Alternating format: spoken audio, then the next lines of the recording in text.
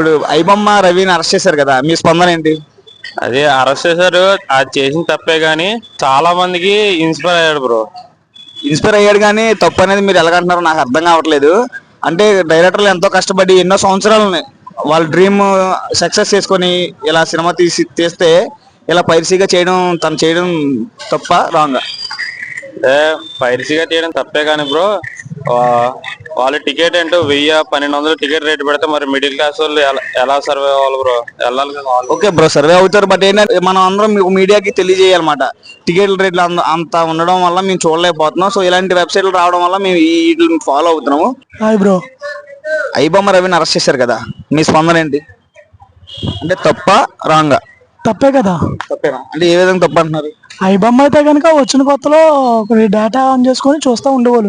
ఇప్పుడు అంటే మూవీస్కి వెళ్ళాలి పాపం, ఆయన చేయడం అష్టే కదా, తప్పే కదా. అంటే డైరెక్టర్ అంత కష్టపడి తీస్తున్నారు కదా, ఇలా పైరసీగా చేయడం మీరు సపోర్ట్ చేస్తున్నారు అయితే?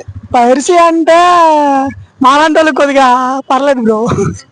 పద్దాక వెళ్ళాలి అంటే మూవీ టికెట్లు అంతంత రేటు పెట్టి కొనలేక పైరసీ చూస్తున్నారు. ఎవడు ఇది వరకు నాకు తెలిసి, నాకు 1996 లో పుట్టాను, నాకు తెలిసి 10 రూపాయల నేల 20 రూపాయలు పెంచి క్లాసు 30 రూపాయలు ఉండేది. ఇప్పుడు అదే క్లాసు ఎస్విసికి వెళ్తే 450 రూపాయలు. కొత్త సినిమా వచ్చిన 10 రోజులు మాకు అంత ఇబ్బంది ఉంది. మేము తీయమని చెప్పలేదు కదా అంతంత హై క్వాలిటీ సినిమాలు చూస్తున్నాం. మీరు టికెట్ ప్రైస్ 1 వీక్ లేదా 5 డేస్ పెట్టాలి. నువ్వు 30 డేస్ 20 డేస్ పెట్టుకుంటే అంత బడ్జెట్ ఎవరి దగ్గర ఉండదు కదా. సామాన్య ప్రజలు వెళ్ళగలుగుతారు? ఫ్యామిలీతో వెళ్ళాలంటే వెళ్ళాం కదా. కుర్రోడు వెళ్ళిపోతాం, ఫ్యామిలీ తీసుకుని వెళ్ళాలంటే వెళ్ళాం కదా. దాన్ని అర్థం చేసుకోవాలి. ఆడు చేసింది తప్పు అంటే అంతకన్నా తప్పులు చేసిన వాళ్ళు 100 మంది ఉన్నారు. ఓకే బ్రో, అయితే మీరు పైరసీ సపోర్ట్ చేస్తున్నారు?